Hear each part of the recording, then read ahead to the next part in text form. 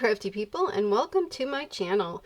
This month I had the opportunity to work with Spellbinders and their new Beautifully Imperfect Collection, and I was sent the Distress Mix embossing folder to have a play with. So this embossing folder is awesome. It just gives you that kind of grungy mixed media look all in one embossing folder.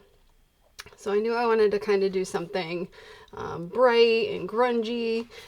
Today we're going to be using shimmer powders, pixie powders, any of those mica powders that you have, and also the Dylusions Dyamond Rocks. We're going to be making the squares look like enameled tiles. So the first thing that I did was I took out a piece of the Distress watercolor cardstock, and I'm just giving it a little bit of a mist of water because it is a very thick cardstock, and I'm running that through my die cut machine with the embossing folder. And I just did a half sheet of the paper so it would fit in the whole embossing folder, so I could choose from wherever I wanted to on the pattern.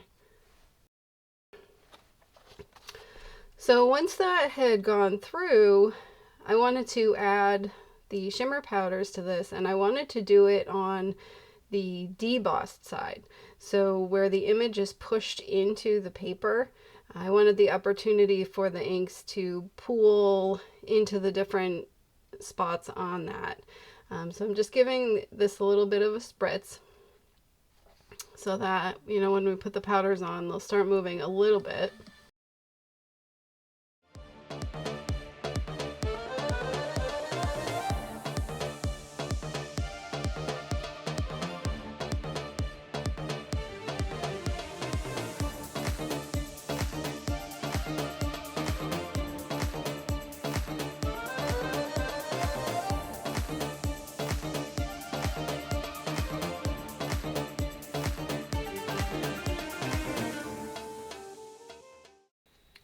Alright, now that the whole paper is covered, I'm going to put that aside, and I took a second sheet. I didn't want to waste any of that ink, so I'm just making a smooshed background for another project, another day. And this panel ends up really awesome and fun because it's got all of the blues and everything in there, but there's a little bit of the pinks, and it's got a lot of that shimmer and shine. So here I'm just drying with my Ranger Heat It tool, and this is a pretty wet piece of paper, so it took me quite a bit of time to dry that, but no matter. And then I dried the second panel too. That one was a lot quicker. You can see the shine in there a little bit when I tilt it. Alright, so because this is so kind of warpy, and I wanted to make sure that that embossing on there was nice and crisp. So I went through and re-embossed this with the embossing folder. Alright, and now we're ready to go. So we have lots of choices on what we want to do next. I wanted to do a collage on the front of the card, so I'm going to cut down my favorite little pieces on the front of this, and in varying sizes. And that leads me to say that all of the dimensions for this card will be in the description box for you, so don't worry about that, and over on my blog. So here I have a couple of VersaFine Clair inks, and these are in the Medieval Blue and the Fantasia.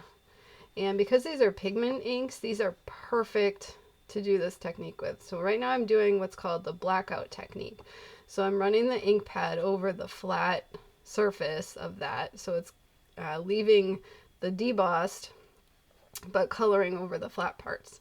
So here you see I'm putting on the Diamond Rocks, and this is a thick embossing powder.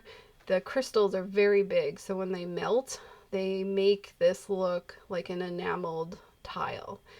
And with this technique, you can do as many layers as you want. I think I probably did 5 or 6 layers, but the trick is that once you melt it and it's still hot, you either pour on additional powder or just dip it into the powder, remelt, do it again, you know, lather, rinse, repeat. Just keep going until you get it how you like it. So for 2 of the squares, I used the same color, and then 1 of them I used the different color. So, and again, that was Medieval Blue and Fantasia. So here's, I love watching it melt.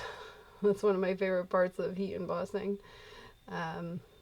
So yeah, you want to, as soon as it's, you know, melted but still hot, put that right back into the next one, the next layer. Here I'm just making sure that the edges are all melted and smoothed out and everything. Alright, so now I want to build my collage, and I'm just looking for spacing here to see how we want to do this. Lots of playing, trying to figure out the layout.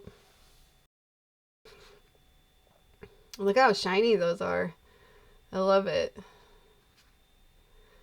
Alright, so first thing I wanted to do is I wanted to put this Vivant silver thread around the bottom of the card panel here.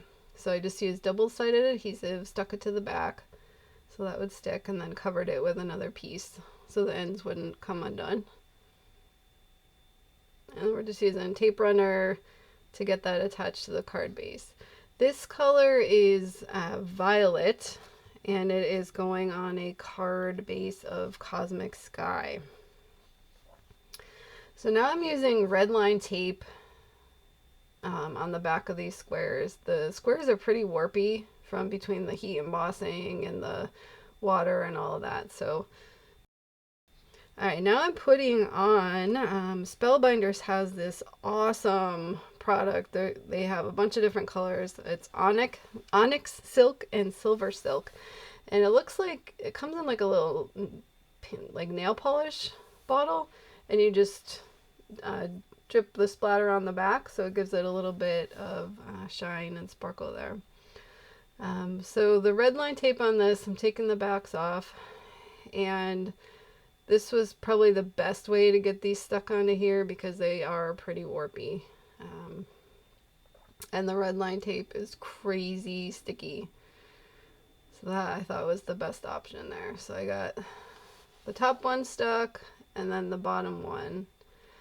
And then the big square, I used 1mm and 2mm black foam tape from scrapbook.com to adhere this down. And I was very careful to make sure that I was putting the different lofts on in the right spots so that this would lay flat over the 2 squares already there, and then adhere to the card base, and just wanted everything to be nice and flat across.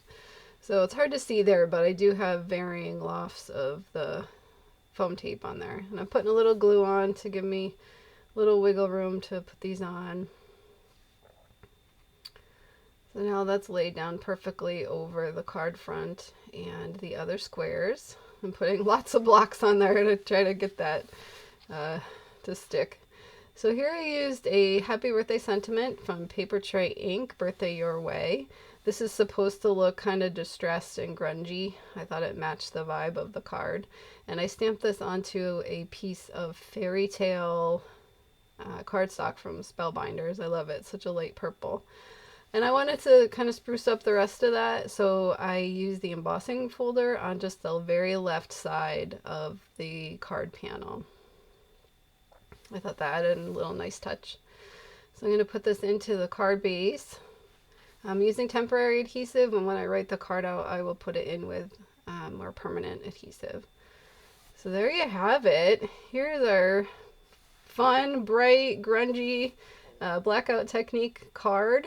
I just love it. Look at that shine on those. They look just like tile.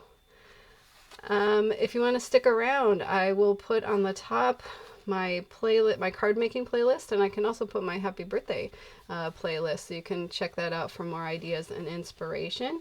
Come join me over on Facebook, Pinterest, and my blog at egidesigns.com. And if you enjoyed this video today, I would love it if you could hit that like button and also consider subscribing to my channel. It greatly helps me in getting my content out to other crafters like you. Thanks so much for stopping by today, and have a great day. Bye-bye.